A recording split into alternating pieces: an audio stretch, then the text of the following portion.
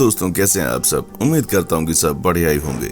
दोस्तों, आज फिर से हाजिर हूँ एक नए और इंटरेस्टिंग एपिसोड के साथ। दोस्तों, आज के इस वीडियो में हम बात करेंगे देश के राष्ट्रीय पक्षी मोर के बारे में। दोस्तों, मोर सनातन काल से ही मनुष्य के आकर्षण का केंद्र रहा है।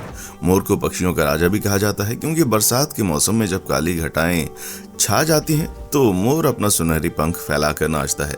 मानो ऐसा लगता है जैसे इसने हीरों की जड़ी शाही पोशाक पहन रखी हो। पक्षियों का राजा होने के कारण ही प्रकृति ने भी इसके सर पर ताज जैसी कलंगियां लगाई हैं।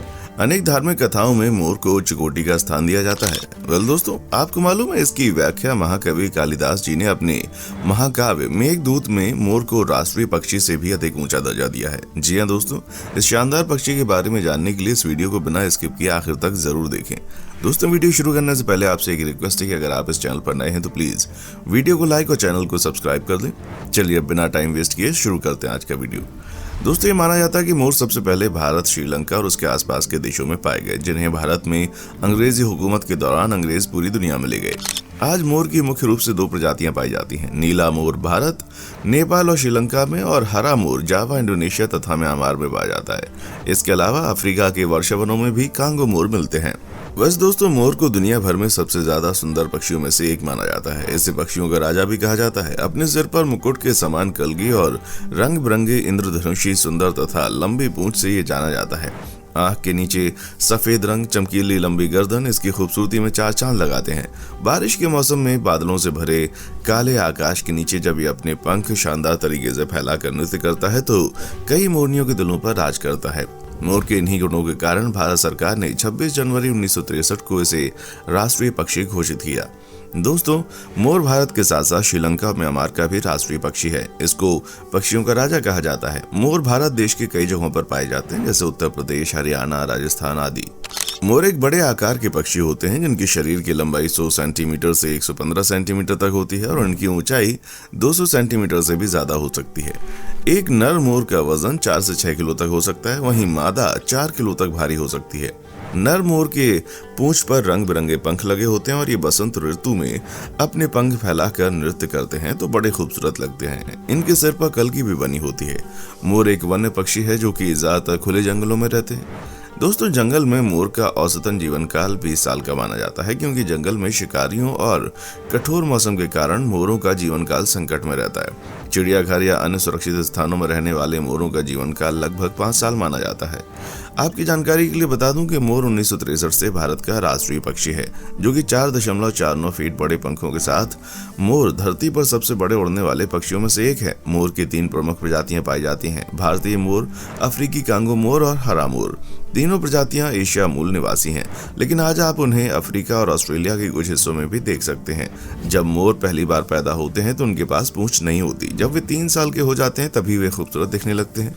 मोर पक्षी जमीन पर रहने वाले होते हैं और वे खेतों, जंगलों और गर्म क्षेत्रों में निवास करना पसंद करते हैं। वे ऐसे क्षेत्रों में रहना पसंद करते हैं जहां से वे पौधों और पेड़ों तक आसानी से पहुंच सकें। दोस्तों, भारत में मोर हरियाणा, राजस्थान, गुजरात, वृंदावन और तमिलनाडु में ज्यादा पाए जाते हैं। मोर दुनिया भर में उड़ने वाले विशाल पक्षियों में से एक है। नर मोर की लंबाई उसकी पूंछ सहित लगभग 5.5 फीट तक होती है, जिसमें उसकी पूंछ ही उसकी कुल लंबाई की तकरीबन 60% होती है।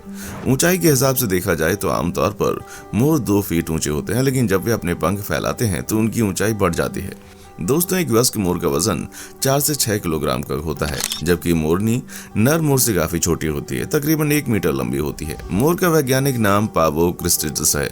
इसे अंग्रेजी में ब्लू पीफॉल भी या पीकॉक और संस्कृत में मयूर कहते हैं।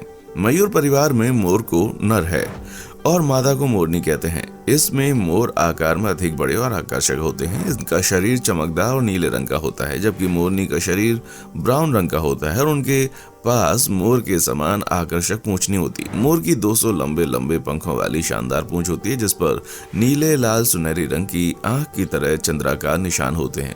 ये अपनी पूंछ धनुषाकार में ऊपर की ओर फैलाकर नाचते हैं। दोस्तों नाचते समय परों के मेहराब पर ये निशान बहुत अधिक मनमोहक लगते हैं। बारिश होने से पहले नर मोर का नाचना आरंभ हो जाता है। ऐसा माना जाता है कि मोरों को बारिश का पूर्वाभास हो जाता है और वे खुशी में नृत्य करते हैं। मोर कई बार मोरनी के साथ रोमांटिक नृत्य भी करते हैं। ऐसा माना जाता है कि मोरनियां मोर के आकार, रंग और पूंछ की सुंदरता से बहुत आकर्षित होती हैं। मोर को गर्मी और प्यास बहुत सताती है, इसलिए नदी किनारे के क्षेत्रों में रहना इसको भाता है। मोर बहुविवाही हैं और एक समय में वे 6 मोरनियों के साथ रहते हैं, समूह बनाकर रहते हैं। ये अक्सर घनेरी झाड़ियों के बीच जमीन पर घोंसला बनाते हैं, जिन्हें ये पत्तियों और डंडियों से बनाते हैं। रात को ये घने पेड़ों की डालियों पर खड़े खड़े ही सोते हैं। दोस्तों मोरनी साल में जनवरी से अक्टूबर के बीच अंडे देती है। एक बार में वो 3 से 5 अंडे देती है। अंडा सेने और बच्चों की परवरिश की जिम्मेदारी अकेले मोरनी की होती है। अंडे से चूजे निकलने में 25 से 30 दिन निकलते हैं। बचपन में नर और मादा मोर की पहचान मुश्किल होती है। 1 साल का होने के बाद नर की पूंछ लंबी होने लगती है। मोर के बच्चों के थोड़ा बड़े होने पर उनके सर पर कलगी आती है। एक मोर औसतन 20 साल जिंदा रहता है। दोस्तों नवजात मोर का जन्म के समय वजन लगभग 100 से 125 ग्राम के बीच होता है। मोर का बच्चा अपने जन्म के 1 दिन बाद ही चलने फिरने और भोजन करने के लायक हो जाता है। नर मोर जन्म के बाद करीब 6 महीनों तक दिखने में मादा मोर की तरह होते हैं। 6 महीने के बाद उनमें हार्मोन्स बदलाव आने शुरू होते हैं, मगर नर मोर की कलगी और पूंछ 3 साल के बाद आती है। दोस्तों मोर एक ऐसा पक्षी है जो कई मादाओं से संबंध बनाता है। एक शक्तिशाली मोर कई मोरनियों से संबंध बनाता है। हालांकि हरे रंग का मोर एक ही मोरनी के साथ संबंध बनाता है। यहाँ तक कि कई बार जंगली मोरनी मोर के साथ संबंध बनाने को लेकर दूसरी मादा के साथ झगड़ा भी करती है। कई बार मोरनी मोर से लगातार संबंध बनाती है ताकि दूसरी मादाओं से उसे दूर रख सके।